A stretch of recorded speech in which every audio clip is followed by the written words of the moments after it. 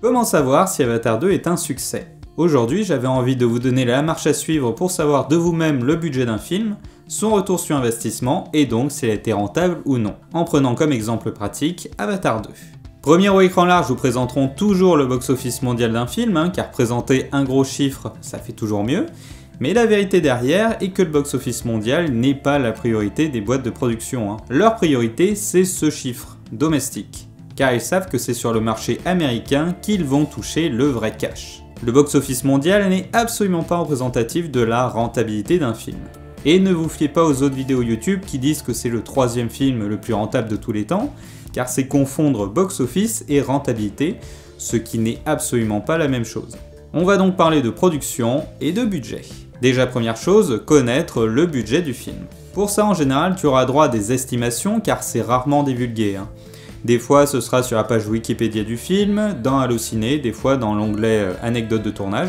Sinon tu as ce site, cinedirectors.net. Il est vraiment mal fichu mais tu y trouveras sûrement l'info que tu cherches. Tu cliques dans film et pour une raison qui m'échappe, c'est classé par le nom du réalisateur. Bon là j'ai pris Cameron, car James Cameron, et je tombe sur sa filmo. Maintenant que tu as le budget du film, tu peux y rajouter un tiers de plus pour le marketing. C'est comme ça qu'il fonctionne là-bas. Pour un film à 100 millions de budget, en général, tu auras 50 millions de budget marketing en plus pour faire de la pub et mettre le film dans les salles. Pour Avatar 2, donc, tu as 350 millions de budget que tu vas diviser par 2 pour obtenir le budget marketing, donc 175 millions, que tu vas additionner au budget, donc ça fait 525 millions. Attention, sur certains sites, ils vous diront que le budget marketing était de 100 millions pour Avatar 2, mais là aussi, ça reste des estimations de leur part. Moi, je garde en tête qu'en général, le budget marketing représente un tiers du budget total. De plus, je pense que c'est représentatif pour ce cas précis, comme le budget a explosé à cause des multiples confinements, etc. Maintenant que tu as le budget du film, il faut que tu saches combien il a rapporté, et tu vas aller sur le site Box Office Mojo. Tu peux y aller sans même t'inscrire, c'est les boîtes de prod qui en direct chaque semaine mettent à jour les chiffres. Tu y trouveras une foule d'infos sur les revenus du film, comme les revenus par semaine sur le territoire américain, ou encore les revenus par pays.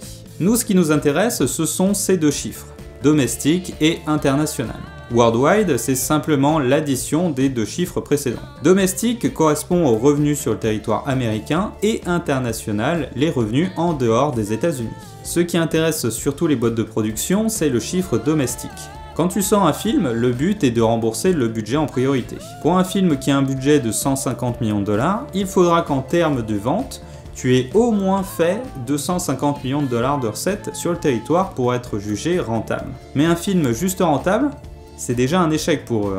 Raison numéro 1, t'as des investisseurs derrière qui sont là pour toucher du cash après avoir investi.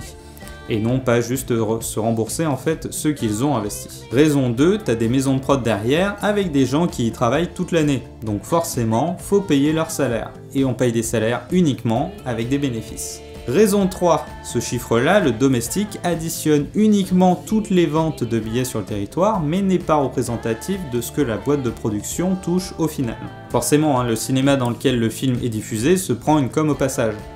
Sinon, il fermerait. En général, une boîte de production touche sur le territoire américain entre 70 et 90% de ce chiffre, en fonction des contrats et des accords signés. Par contre, pour les ventes de billets dans le monde, c'est bien moins que ça. 50%, 30%, voire seulement 10% pour certains pays ou certains contrats. Donc quand on t'annonce « Waouh, il a fait 500 millions dans le monde, c'est incroyable !» En fait, il faut vraiment faire énormément de ventes dans le monde pour que ce soit vraiment utile concernant le retour sur investissement. C'est pour ça que quand James Cameron annonce qu'Avatar 2 doit au moins faire 2 milliards de recettes pour être rentable, il est un peu dans le vrai car le budget de base était pharaonique. 350 millions de budget estimé, mais bon, sûrement plus. 175 millions de budget marketing estimé, bon là je vous l'accorde, c'est peut-être un peu haut, mais je garde cette estimation pour la règle du 1 tiers et ne pas vous embrouiller. Donc on a un budget total estimé à 525 millions et une recette cible de 1575 millions.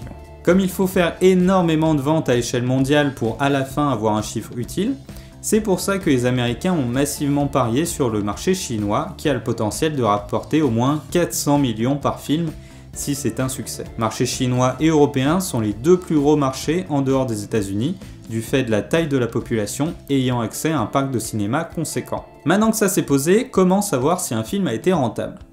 Pour ça, il y a une règle assez simple que j'ai remarqué qui marche presque à tous les coups, la règle de 3. Tu multiplies le budget du film plus marketing par 3, et là tu auras ce qu'on appelle la recette cible lorsque l'on sort un film. Un film tout juste remboursé, c'est déjà un échec. Le vrai but, c'est la recette cible. C'est le chiffre que l'on veut pour que le studio puisse dire que c'est un gros succès. À la fin de nos calculs, vous allez voir, il faudra être aux alentours de ce chiffre. En revanche, si le film n'atteint pas forcément ce chiffre, mais qu'il est un succès critique, alors les studios considèrent que c'est tout de même une réussite car ça fait une belle pub pour le studio. S'ils font une suite, ils sont quasiment sûrs d'avoir des stats encore plus hautes grâce aux bouche à oreille, etc. Maintenant que tu as la recette cible, tu prends les recettes domestiques que tu divises par 1,3. Ça te donne une moyenne de ce que la maison de production a vraiment touché après que les cinémas se soient pris leur com au passage. Ça représente à peu près 76% des ventes globales aux États-Unis. Maintenant, le marché mondial, où là tu peux diviser ce chiffre par 3 pour savoir combien la maison de production a touché à la fin. Ensuite, tu additionnes les deux chiffres et t'es quasiment sûr de savoir s'il a été un succès ou non. Concernant les franchises, là c'est un peu différent car dans leur calcul de rentabilité, rentrent en compte donc toutes les ventes de produits dérivés, et ça c'est des chiffres qu'on n'a pas. Mais on se doute bien que par exemple pour Star Wars, c'est plusieurs milliards par an. Reprenons mon exemple d'Avatar 2. Nous avons 350 millions de budget que j'ai divisé par 2 pour obtenir le budget marketing. J'additionne mes deux chiffres pour obtenir le budget production plus marketing, que je multiplie par 3 pour obtenir ma recette cible. Ensuite, je prends les recettes domestiques, 684 millions, que je divise par 1,3. J'obtiens donc 526 millions de recettes sur le territoire américain. Pour l'international, nous avons 1636 millions de dollars, que je divise par 3, et ça nous donne 545 millions. J'additionne maintenant les recettes américaines et internationales, et j'obtiens l'estimation générale des recettes qui doit être autour d'1,71 milliard.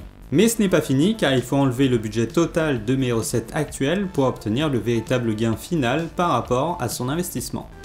Comme vous le voyez, c'est pas l'immense succès dépeint partout dans les médias. Alors c'est quand même à tempérer car ils se sont fait de l'argent dessus quand même. Avatar 2 a bien été rentable. Surtout que vu que c'est Avatar, ce chiffre doit être encore plus élevé. Quand tu as de très gros films comme ça qui sortent, tu as souvent des accords spécifiques pour que les boîtes de production touchent des pourcentages plus élevés. Elles se remboursent donc plus facilement, et c'est aussi avantageux pour le cinéma qui voit arriver une masse de spectateurs en plus qui reviendront sûrement pour d'autres films. Plus les ventes de produits dérivés comme les Blu-ray, etc. Mais globalement, l'objectif qu'il s'était fixé de base, il est un peu raté. Je pense qu'il voulait détrôner le premier film, et ça n'a pas été le cas. Loin de là, car si on prend en compte l'inflation qu'il y a eu depuis 2009 à hauteur de 36% sur le dollar américain, on obtient donc les vrais chiffres et vous comprenez qu'il y a un vrai gouffre qui sépare les deux films. On voit bien ici que si on prend en compte l'inflation, les recettes d'Avatar 2 ont été divisées par 3 comparé à son prédécesseur alors qu'il a un budget plus élevé. Autre exemple avec certains gros films de l'année 2023, je vous les passe rapidement, mais sur certains, ça donne une idée de l'ampleur de l'échec. Ou à contrario, de la rentabilité maximale comme Barbie, Oppenheimer et Mario. Je vous ferai une vidéo spéciale en février. Et là, c'est ma petite prédiction pour les prochains films Avatar, c'est qu'au fur et à mesure des films, la rentabilité baissera jusqu'à arriver au dernier qui aura possiblement un budget plus serré. Le premier, en fait, il y a eu beaucoup de gens qui ont vu le film 2 fois. La première fois en version normale, puis ils ont voulu le découvrir en 3D et ça a vraiment fait déplacer les foules. Le deuxième, l'attente a été trop longue, il y a quand même eu l'effet de faire déplacer les foules, mais une part significative des spectateurs n'ont pas été convaincus par ce deuxième film, et n'iront pas voir le troisième en fait. Heureusement pour le troisième que le budget a été revu à la baisse grâce au premier qui a coûté cher du fait des nombreuses technologies qu'ils ont dû développer. Voilà, j'espère avoir été suffisamment clair et pas vous avoir perdu. Si vous avez des questions, j'y répondrai en commentaire. Et votre pouce bleu est le bienvenu. A plus!